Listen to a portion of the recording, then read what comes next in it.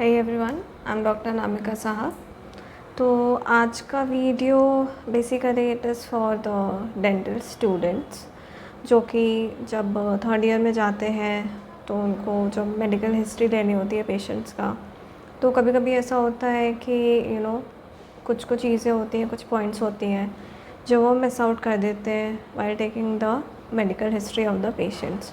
Dental history आप examine करते करते लिख लेते हो, लाइक कहाँ पर केरीज़ है, कौन से टीथ में ट्रिजन है, रिसेशन, बाइफर्केशंस एक्सेट्रा, ये सब यूजुअली स्टूडेंट्स कर लेते हैं। लेकिन प्रॉब्लम आती है मेडिकल हिस्ट्री लेने के टाइम। तो इसमें एक इजी सा निमोनिक है इसके लिए, जो कि आप बस उसको याद कर लें। एंड आप जब भी मेडिकल हिस्ट्री ले रहे हो पेशेंट का, तो बस try to remember the jingle और the mnemonic and then proceed with your medical history. Okay, तो इसका मैंने एक लास्ट टाइम एक शॉर्ट्स भी अपलोड किया था, right. Okay, this is the jingle right from the A to L, आपको याद करना है। Okay, ABCDEFGHIJKL। ओके, तो इसमें सबसे पहला पॉइंट है अनीमिया।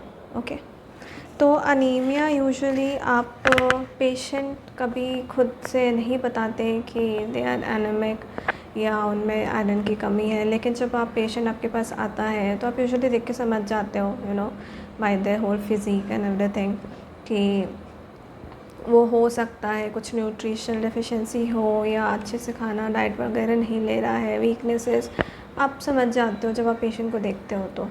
तो इसमें जैसे पैलर ऑफ नेल्स होते हैं, पैलर ऑफ आइज़ होता है, तो ये सब चीज़ें आपको कंसिडर करनी होती है वाइल टेकिंग द हिस्ट्री। क्योंकि जैसे मान लीजिए आप कोई आगे कोई प्रोसीड करने वाले हैं, कोई प्रोसीजर होने वाला है पेशेंट का, जैसे कि एक्सट्रैक्शंस वगैरह है, एंड अगर पेशेंट एनेमिक है, आयरन वायरन की कमी है, तो फिर वो होता है अगर चेयर में दे माइट जस्ट फेंट और समथिंग, चक्कर आ सकते हैं। ये सब चीज़ों का हमें थोड़ा ध्यान रखना है, पेशेंट से बार बार काउंटर करके पूछना है, घुमा कर किसी तरीके से, कि कोई चीज़ की कमी तो नहीं है, कोई चीज़ की दवाई तो नहीं ले रहे हो, खाना खाते हो, कितने बार खाते हो, इस तरीके का।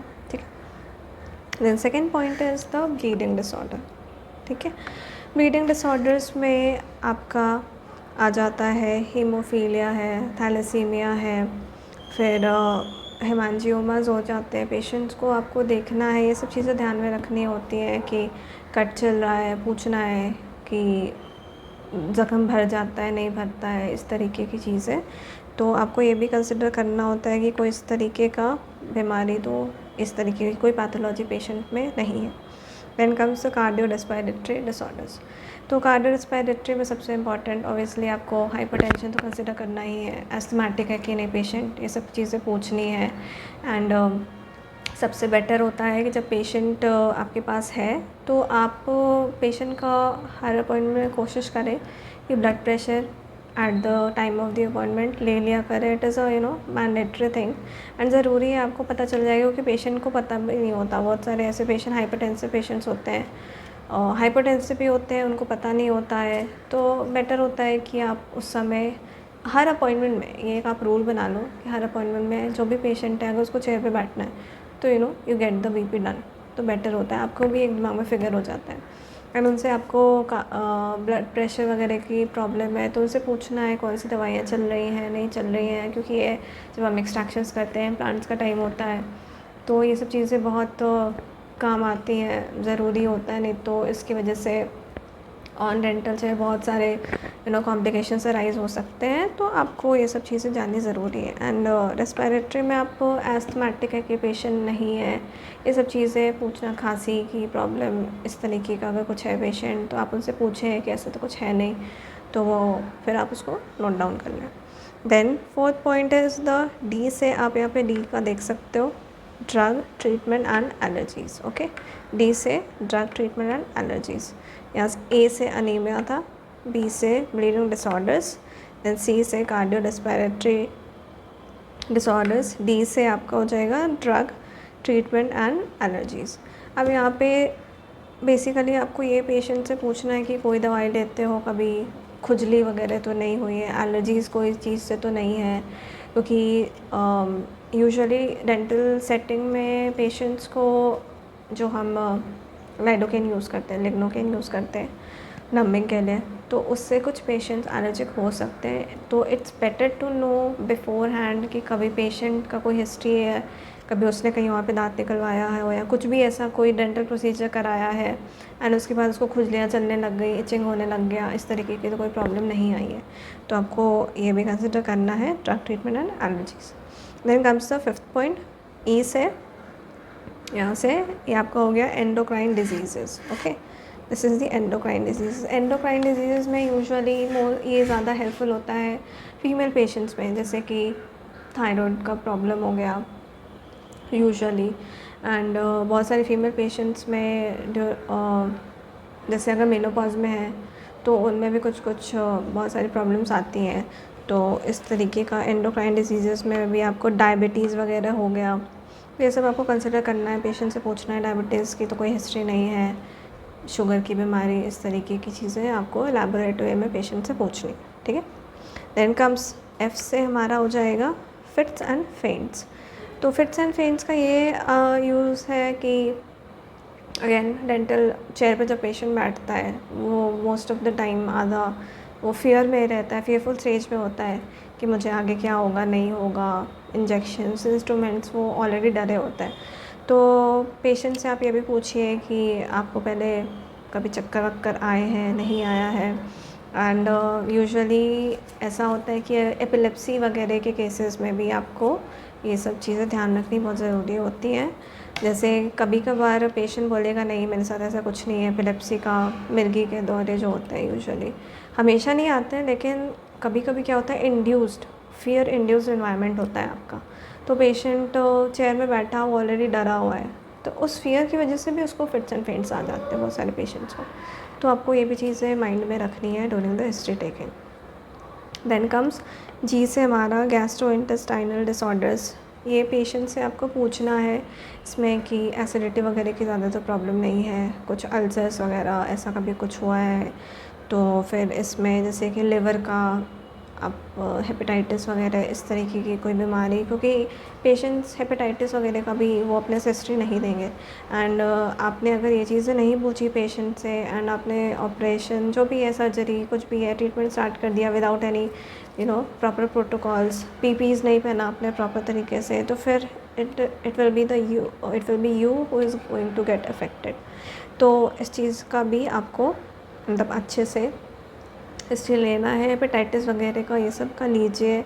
और गैस्ट्रोइंटेस्टाइनल में GERD होता है, तो रिफ्लक्स डिजीज़ होती हैं, ये सब चीज़ को भी आपको कंसिडर करना है ताकि आप जब मेडिकेशंस भी दे सको पेशेंट को तो आप उसके अकॉर्डिंग आप पेशेंट को दे सको। And very important, always take the history of hepatitis, HIV, ये सब चीज़ आपको पूछनी ही पूछनी है। ठीक है, देन कम्स द H से हमारा हो गया हॉस्पिटल एडमिशंस एंड अटेंडेंस। इसमें क्या है, पूछना है आपको कि पेशेंट कभी कोई सर्जरी वगैरह हुई है, कितने टाइम तक रहे, जल्दी रिकवरी हुई कि नहीं। तो इससे हमारे ट्रीटमेंट पे भी असर पड़ता है कि अगर हमने कोई प्रोसीजर किया है तो आउटकम प्रोग्नोसिस कैसा होगा पेशेंट का, तो हमें ये सब चीज़ें ध्यान रखनी है। ठीक है, देन कम्स आई से हमारा हो जाता है इन्फेक्शंस। Okay, infections. अब इन्फेक्शंस में पेशेंट को कोई रीसेंट इन्फेक्शन तो कैचअप नहीं किया हुआ है।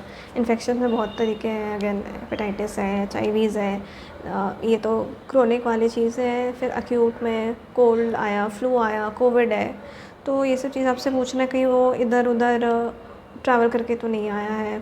बहुत सारे पैरासिटिक मलेरिया वगैरह वगैरह ये सब चीज़ें। तो इस तरीके का कोई एक्टिव इन्फेक्शन पेशेंट को नहीं तो चल तो नहीं रहा, इस तरीके का आपको पेशेंट से थोड़ा घुमा फिरा के पूछना होता है।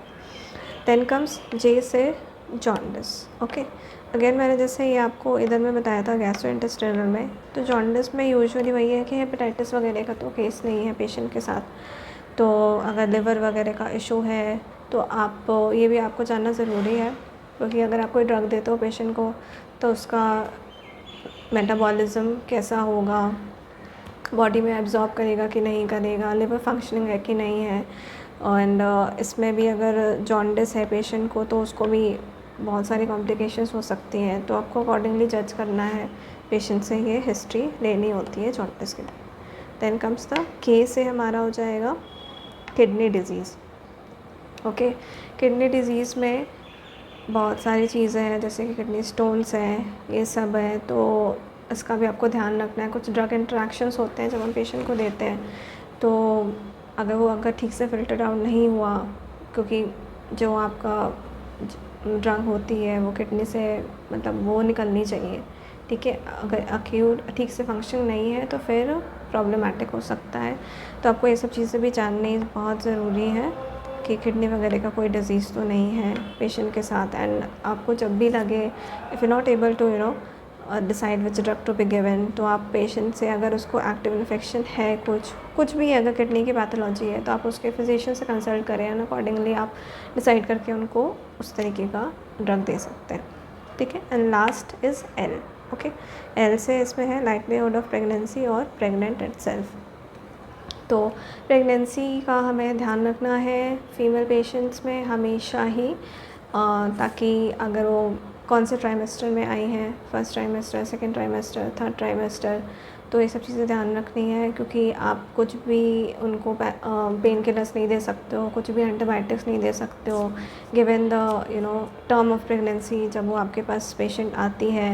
And even while taking the X ray, आपको पेशेंट को थायराइड कॉलर, फिर लेड एप्रन्स वगैरह सब पहनाना होता है, तो ये सब आपको प्रिकॉशंस लेने में हेल्प करेगा एंड आगे कोई भी कॉम्प्लिकेशन होने से बचाएगा। तो ये सब चीज़ें आपको जब भी मेडिकल हिस्ट्री लेनी है तो आप इन चीज़ों का याद रखो। डायरेक्ट जाना है, ए से लेके एल तक जाना है, एंड बस उसके फर्स्ट लेटर से आप उस की पॉइंट्स को याद करने की कोशिश करें, एंड देन आपके लिए ईजी हो जाएगा पेशेंट का मेडिकल हिस्ट्री लेना।